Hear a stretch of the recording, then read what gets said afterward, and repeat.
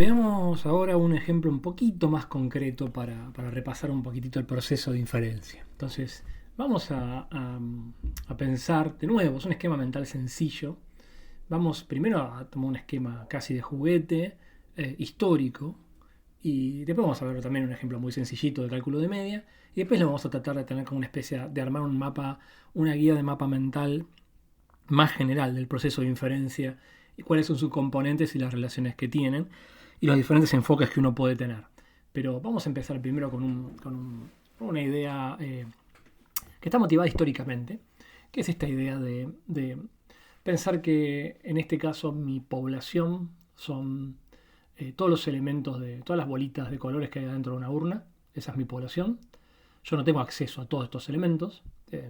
Yo solamente voy a poder ver una parte de estos elementos. Pero en este caso mi población es la urna con bolitas rojas y negras. Hay un parámetro de esta población, una característica que me interesa, lo voy a llamar tita en general. Y este parámetro, en este caso, de interés va a ser qué proporción de bolitas rojas tengo dentro de la urna. ¿Sí? Que podrá ser un 10%, podrá ser un 90%. A mí me gustaría saber cuál es esa proporción. Voy a tener algún mecanismo para poder sacar una parte de los elementos de esta población.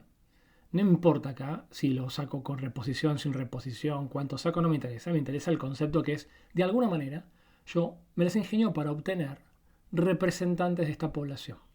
Y de nuevo, esta idea de muestra aleatoria tiene que ver con que no es que saco, por ejemplo, no es que el proceso de haber obtenido n de estas bolitas viene de un esquema que le pido a mi mujer que vaya.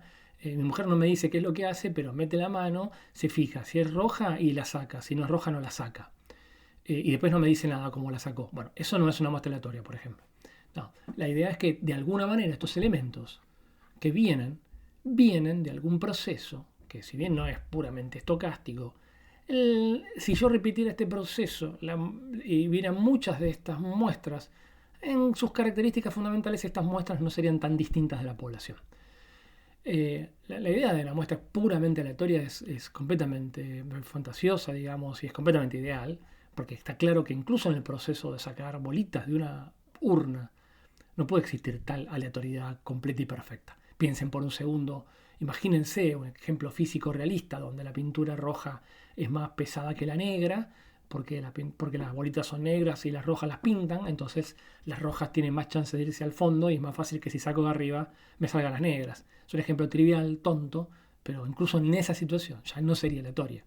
Pero se entiende que estamos hablando eh, de conceptos generales, y cuando decimos aleatorio es que, bueno, que el sesgo ese que se está produciendo no es suficientemente grande como para perjudicar mi proceso posterior.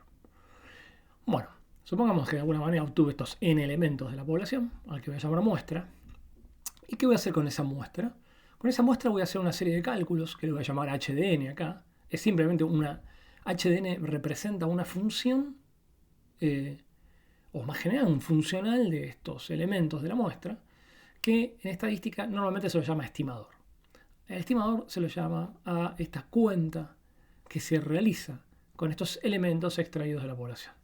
Entonces, el estimador, si tiene un objetivo muy particular, en este caso, que es el objetivo de estimar, de acercarme al verdadero valor poblacional de tita, muchas veces se lo suele denotar con el nombre tita, igual que el parámetro poblacional. Se le pone un sombrerito queriendo decir que no es el verdadero tita, sino que es un estimador de tita, es algo que se le quiere aproximar, y un subíndice que indica la cantidad de elementos con los cuales se hizo esa aproximación.